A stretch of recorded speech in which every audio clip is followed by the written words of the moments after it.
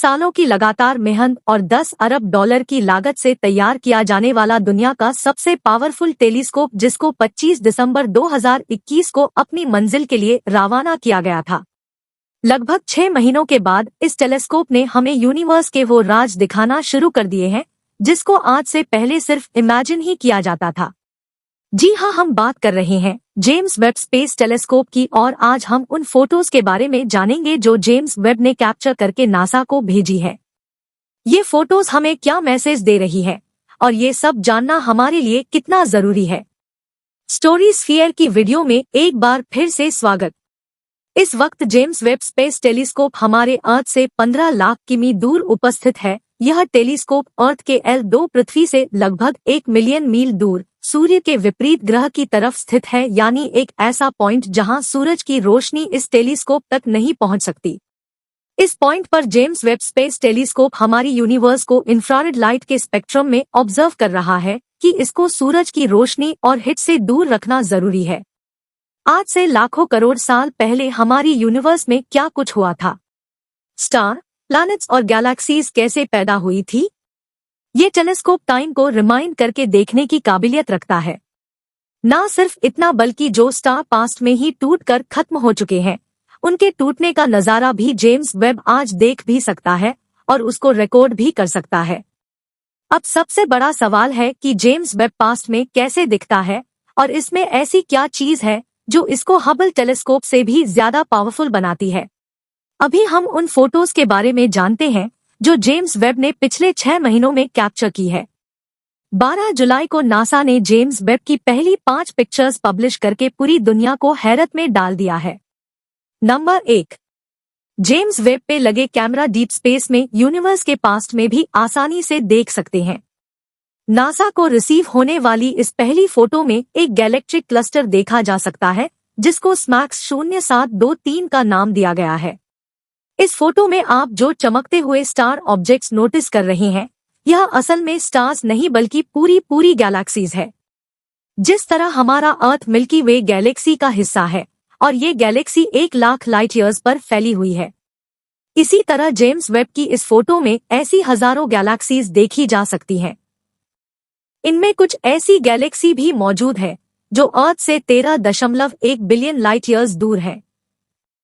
Light को इन Galaxy से निकलकर हम तक पहुंचने में लगभग 13 अरब साल लगे हैं।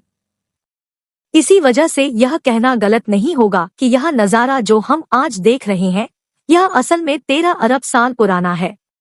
इस फोटो में मौजूद ब्लश गैलेक्सीज हमें बता रही है कि ये बहुत मैच्योर हो चुकी है और इनमें बहुत सारे स्टार्स और प्लैनेट्स मौजूद हैं। जो गैलेक्सीज रेड शेड दे रही है, इसका मतलब है कि इनमें बहुत ज्यादा डस्ट है और इनके अंदर नए स्टार्स अभी तक बन रहे हैं। नंबर 2, दूसरी फोटो एक ऐसी नर्सरी की है जो अर्थ से 7600 लाइट ईयर्स दूर उपस्थित है। करीना नेबुला के नाम से पहचानी जाने वाली इस नर्सरी के अंदर स्टार्स आज से 7600 साल पहले पैदा होते देखे जा सकते हैं। और करीना नेबुला हमारे मिल्की वे की हजारों नर्सरीज में से सिर्फ एक नर्सरी है। इसमें जो बड़े बड़े पहाड़ों जैसी चट्टानें आप देख सकते हैं, ये असल में मिट्टी और गैसेस का एक बहुत बड़ा मिक्सर है। ऊपर से लेकर नीचे तक इन गैसेस का दूरी 7 लाइट ईयर्स जितना फैला हुआ है। जिन हिस्सों में ज्यादा घनी गैसेस हैं, ये वो हिस्से हैं जहां पर नए स्टार्स जन्म ले रहे हैं। स्टार्स के पैदा होने का यह ऐसा नजारा है जो हम जेम्स वेब स्पेस टेलीस्कोप की बदौलत देख रहे हैं। नंबर 3, अगली फोटो एक ऐसे स्टार की है जो आज से 2500 साल पहले टूटकर खत्म हो रहा था। टेलीस्कोप पर लगे 2 अलग अलग इंस्ट्रूमेंट्स निरकैम और मायरी से कैप्चर की गई।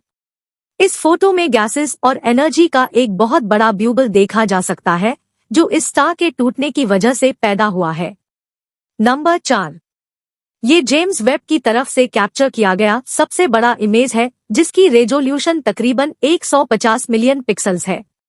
इस फोटो में 5 गैलेक्सी का एक क्लस्टर देखा जा सकता है जिसको स्टेफन क्विंटेट कहा जाता है। ये 5 गैलेक्सीज बहुत तेज स्पीड से रोटेट कर रही है और आहिस्ता आहिस्ता एक दूसरे के करीब भी होती जा रही है। स्पेस एस्ट्रोनॉमर्स का मानना है कि एक दिन ऐसा आएगा जब यह 5 गैलेक्सी एक दूसरे से जा टकराएगी। इस वक्त यह अर्थ से 30 करोड़ लाइट ईयर्स दूर है, यानी यह इमेज 30 करोड़ साल पुराना है। ये भी हो सकता है कि आज की तारीख में ये गैलेक्सीज आपस में टकरा चुकी हों, लेकिन उसकी लाइट हमारे तक पहुंचने में 30 करोड़ साल लगेंगे। नंबर 5। अर्थ से 1120 लाइट ईयर्स दूर जेम्स वेब ने एक ऐसा एक्सोप्लैनेट भी ढूंढा है जहां पर जिंदगी के असर मौजूद हैं।